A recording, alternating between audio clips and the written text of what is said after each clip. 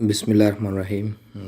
آج کا lecture India اور پاکستان کے تعلقات کے اوپر ہے۔ اس سے پہلے میں نے 3-4 لیکچر دیے ہیں اس کے اوپر، پاکستان انڈیا کے تعلقات کے اوپر۔ وہ ریٹن میٹیریل کے ساتھ نہیں تھے، یہ لیکچر ریٹن میٹیریل کے ساتھ ہے، اور میں نے ریسنٹلی کچھ لیکچر نیو بھی دیے ہیں پاکستان افغانستان کے تعلق کے اوپر ریٹن میٹیریل کے ساتھ، اور پاکستان افغانستان کا تعلق، پاکستان یونائٹڈ اسٹیٹس کے تعلقات، جو نیبرنگ کنٹریز ہیں ان کے اوپر میں کافی حد تک لیکچر دے چکا ہوں ریٹن میٹیریل کے ساتھ۔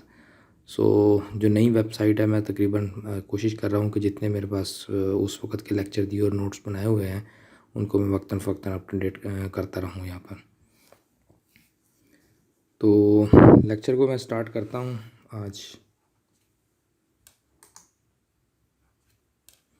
پاکستان اور انڈیا کے تعلقات ہے، لیکچر 1 ہے یہ۔ میں نے ریسرچ کیا، میرا نام، ویب سائٹ کا نام ہے eastwestknowledge.com۔ تو سب سے پہلے سٹارٹ کرتے ہیں پاکستان انڈیا کے تعلقات۔ دونوں ملکوں نے سٹرگل کی، برطانیہ سے آزادی حاصل کر لی، اور ایک فیلنگ آف ہاسٹیلیٹی اور انٹاگونزم ڈیولپ ہو چکی تھی اس وقت مسلم لیگ کے اور کانگریس کے درمیان، اور پاکستان جو ہے وہ وجود میں آیا 1947 میں، اور اس کے بعد سے لے کے اب تک انڈیا نے پاکستان کو جو ہے وہ اوپن ہارٹیڈلی ایکسیپٹ ہی نہیں کیا، اور پہلے دن سے ہی پاکستان اور ہندوستان کے تعلقات اچھے نہیں رہے ہیں۔ اس کی بہت ساری وجوہات ہیں۔ اس میں ایک وجہ یہ ہے کہ انڈیا نے جو ہے وہ ایک بڑی آبادی ہونے کی وجہ سے، ایک بڑے ریسورسز ہونے کی وجہ سے پاکستان کو ہمیشہ تھریٹن کیا ہے۔ 1947 میں جس وقت پارٹیشن ہوئی ہے، پاکستان اور انڈیا کے کچھ نمبر آف شیئرڈ پرابلمس تھے۔ پہلی جو ڈسکشن ہے وہ ہے کہ جی شیئرڈ پرابلمس کون سے تھے۔ ایک تو ہیوج نمبر آف ریفیوجیز کا مسئلہ تھا، دونوں ایک دوسرے سے ملکوں سے نکل کر ایک دوسروں کے ملکوں میں جانا چاہتے تھے۔ دوسرا جوائنٹ ریسورسز کا ایشو تھا، اور تیسرا جو ہے وہ disagreement over positions of Kashmir کے اوپر تھا۔ کشمیر کے اوپر پرابلم چل رہا تھا کہ انڈیا کہتا تھا ہمارا حصہ ہے، پاکستان کہتا تھا ہمارا حصہ ہے۔ تو یہ شیئرڈ پرابلم تھے، 3 تھے۔ ایک تو ریفیوجی کا مسئلہ تھا، دوسرا جو ہے وہ جوائنٹ ریسورسز کا تھا، تیسرا جو ہے وہ کشمیر کا ایشو تھا۔ یہ کور ایشو رہے ہیں۔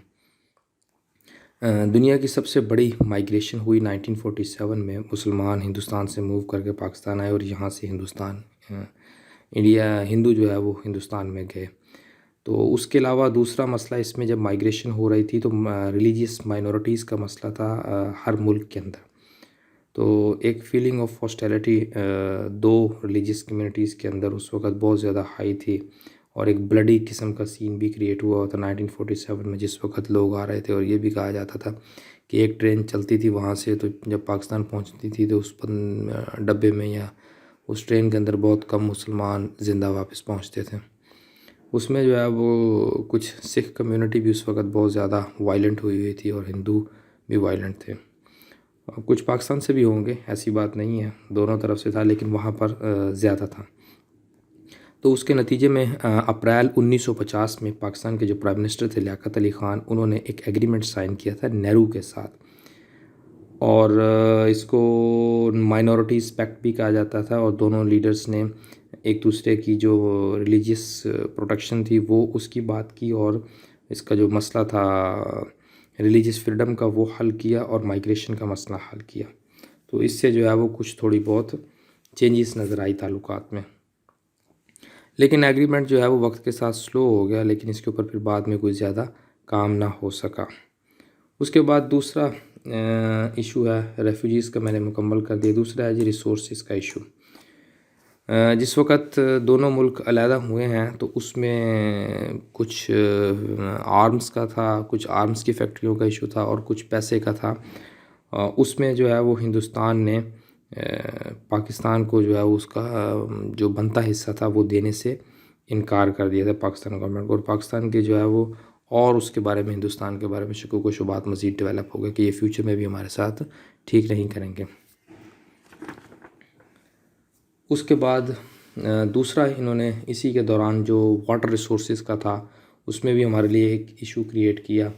انہوں نے 1 اپریل 1948 میں ہندوستان نے پاکستان کی جو واٹر سپلائی تھی وہ کٹ کر دی تھی، اور جو جتنے کچھ ہیڈ ورکس تھے امپورٹنٹ ہیڈ ورکس ان کا پانی ڈائیورٹ کرنے کی کوشش کی اور اس کو کنٹرول کر لیا. جو پاکستان کے اندر فارمرز تھے کیونکہ ہماری زیادہ میجر ریسورس جو ہے وہ ایگریکلچر لینڈ سے آتا ہے, تو وہ ہمارے جو ٹریڈیشنلی کیونکہ سسٹم یوز کر رہے تھے اریگیشن سسٹم ٹریڈیشنلی تھا کینال سے اور ریور سے, اور کینال سے جو ہے وہ اریگیشن ہوتی تھی, تو وہ ہمارے لیے بڑی تھریٹنڈ ہو گئی. اس لیے ہماری اکانومی کو بھی ایک بڑا مسئلہ بنا.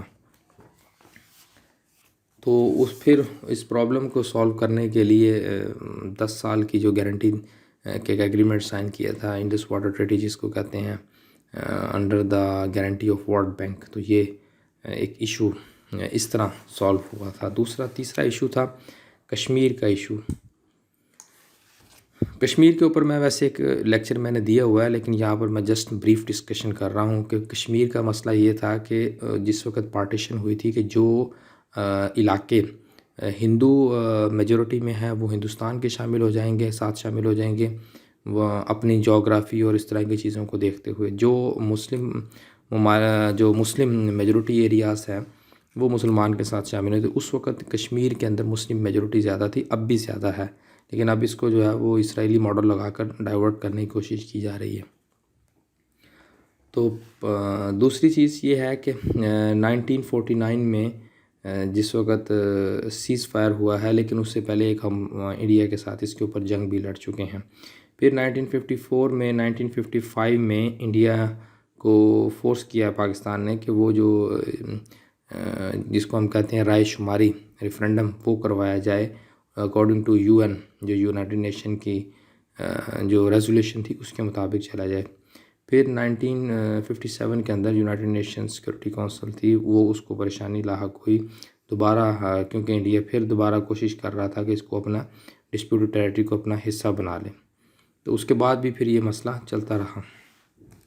اس کے بعد ہے جی کہ ہم جنگیں ہماری جو ہوئی ہیں وہ انہی کور ایشوز میں, یہ تو ایشو ریفوجیز کا بھی حل ہو گیا تھا, ریسورسز کا بھی بعد میں حل ہو گیا تھا, لیکن یہ ابھی بھی کور ایشو پڑا ہوا ہے ہمارا. ٹھیک ہے جی, اسی کی بنیاد پر پھر اب ہم جنگوں کی طرف بڑھے, وہ ذرا میں ڈسکس کرتا ہوں آپ کے ساتھ. کشمیر کا جو مسئلہ تھا وہ سالو نہیں ہو سکا, دونوں ملکوں کے درمیان لیک آف ٹرسٹ ڈیولپ ہوا اور تعلقات جو ہے وہ مزید خراب ہوتے گئے.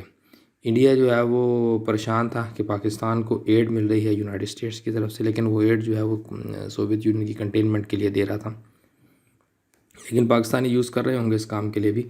تو انڈیا پریشان ہو گیا کہ یہ ایڈ جو ہے وہ ہمارے خلاف یوز ہو رہی ہے, تو جب کہ وہ تو اس کے خلاف تھی. تو اس سے جو ہے وہ سینس آف انسیکیورٹی ہندوستان نے فیل کرنی شروع کی, اور انہوں نے پھر جو ہے وہ ایک فرینڈشپ پیکٹ بھی سائن کیا تھا چائنا کے ساتھ 1954 کے اندر.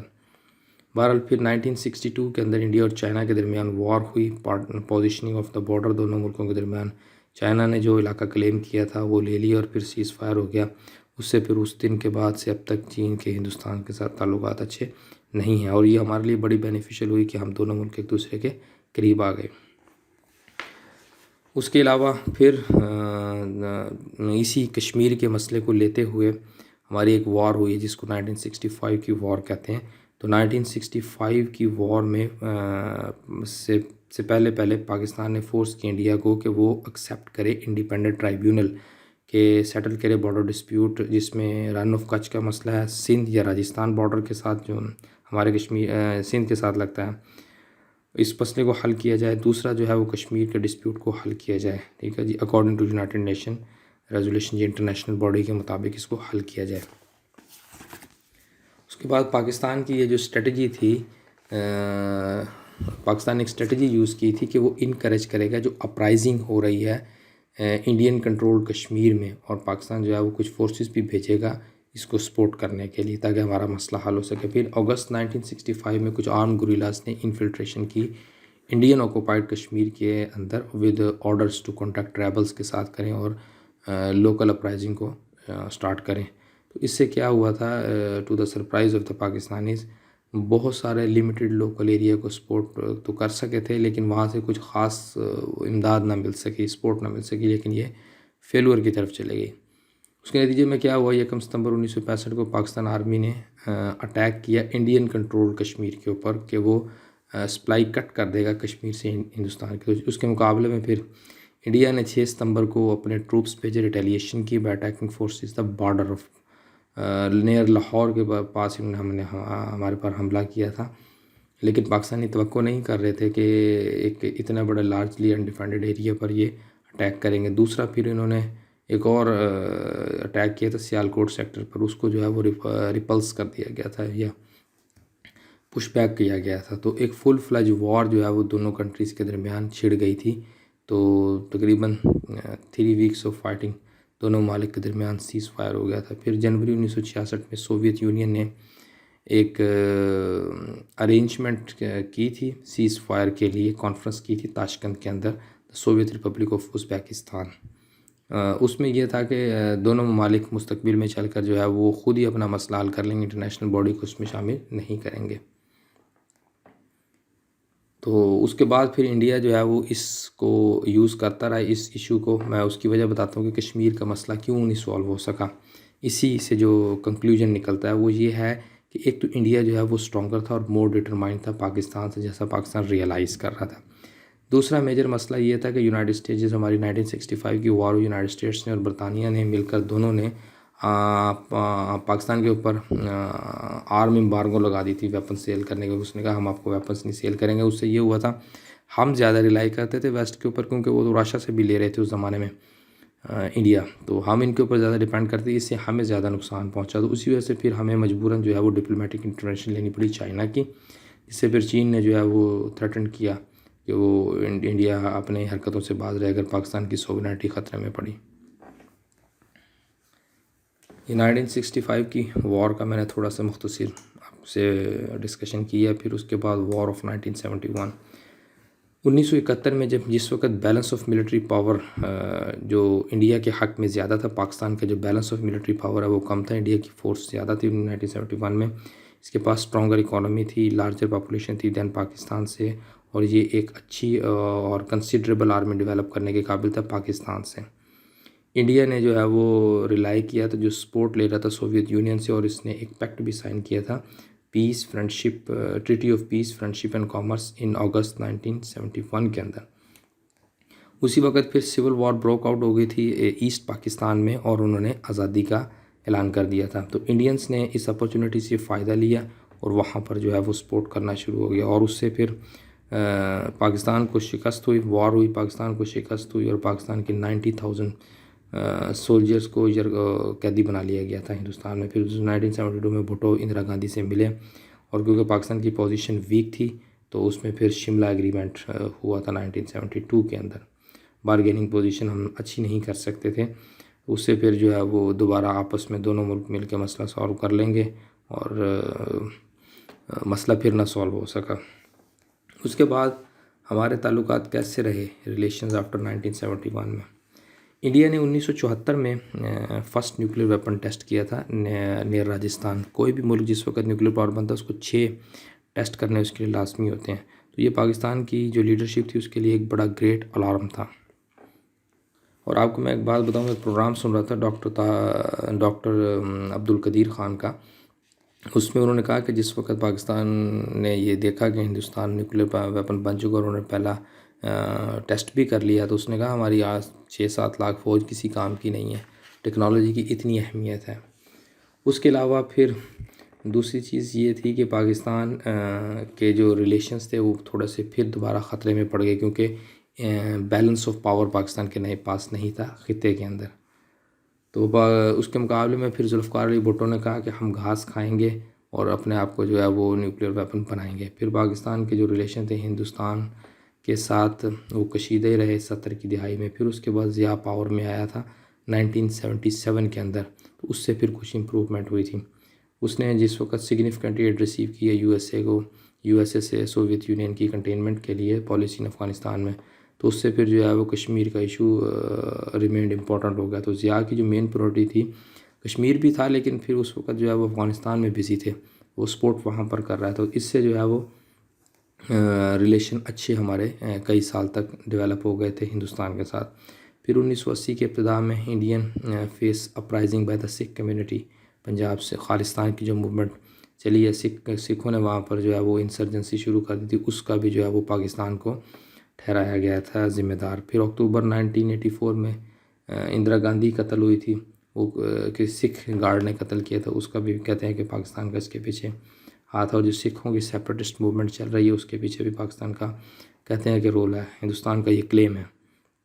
پھر اس کے علاوہ 1987 کے اندر، بلکہ جس وقت اندرا گاندھی قتل ہوئی ہے تو جنرل ضیاء نے پاکستان میں ایک دن سوگ کا دن کا بھی اعلان کیا تھا. پھر 1987 کے اندر ہمارے تعلقات جو ہے وہ پھر دوبارہ خراب ہو گئے، اور دونوں جو ہے وہ ممالک وار کی طرف تھے، کیونکہ ہندوستان نے جو ہے وہ راجستھان ڈیزرٹ میں ایکسرسائزیں شروع کر دی تھی. جنرل ضیاء نے کرکٹ ڈپلومیسی یوز کی تھی، اس کو کہتے ہیں master political stroke, brilliant master political stroke, یہ ان کا تھا یہ. تو جنرل ضیاء اسی وقت اڑے اور انڈیا چلے گئے میچ دیکھنے کے لیے. جے پور میں میچ ہو رہا تھا پاکستان اور ہندوستان کے درمیان میں. تو وہ انڈین لیڈر سے ملے، اس وقت راجیو گاندھی تھے. انہوں نے بتایا کہ ہم جو ہے وہ نیوکلیر پاور بن چکے ہیں، اگر تم اپنی اس ایکسرسائز کو بند نہ کیا تو ہم وہاں سے جو ہے وہ تمہیں اڑا دیں گے. اس سے پھر فوری طور پر ایکسرسائزیں ختم ہو گئی تھی. تو وار ختم ہوئی. پھر دوبارہ جو ہے نا وہ کچھ تعلقات بہتر ہوئے، اور کشمیر کا مسئلہ جو ہے وہ پھر دوبارہ کھٹائی میں پڑ گئی بات. پھر اس کے بعد 1976 کے اندر پاکستان نے جو ہے وہ انجینئرنگ ریسرچ لیبارٹری کوہوٹا میں بنائی نیر اسلام آباد کے. اس سے جو ہے وہ ایک ایسی لیب تھی جس سے نیوکلیئر یورینیم انرچمنٹ ہو رہی تھی. 1972 کے اندر کراچی میں نیوکلیئر پاور پلانٹ کنوپ جس کو کہتے ہیں وہ لگا تھا 1972 میں. اس کے 2 سال بعد 1974 میں انڈیا نے اٹامک کا تجربہ کر دیا تھا. اس سے پاکستان کو مزید پرابلم لاحق ہوئی. پھر 1980 کے اندر امریکن نے پریشر کیا پاکستان کو کہ وہ نان پرولیفریشن کی ٹریٹی سائن کرے. اس سے پھر کیا ہوا، کیونکہ یہ 1962 میں شروع ہوئی تھی کہ وہ نیوکلیر ویپنس کو اس سے روکیں گے اور نیوکلیر آرمز ریس کو ختم کریں گے. اوریجنل اس کے 62 سگنیٹریز تھے، لیکن وقت کے ساتھ 1994 کے اندر یہ 163 ہو چکے تھے. اس کے علاوہ پاکستان اور ہندوستان دونوں نے کیا. پاکستان نے کہا تھا ہندوستان کرے، اور ہندوستان نے کہا تھا کہ پہلے پاکستان کرے. پھر 1984 کے اندر ایک نیو یارک ٹائم کے اندر ایک آرٹیکل چھپا تھا جس میں اندرا گاندھی نے یہ کیا تھا کہ اس کو ان کے کیبنٹ یا پولیٹیشینس نے فورس کیا کہ وہ پاکستان کی نیوکلیر فیسلٹیز کو تباہ کر دیں. اس میں جو ہے وہ اسرائیل بھی شامل تھا، لیکن پاکستان نے پھر اس کو ناکام بنا دیا تھا.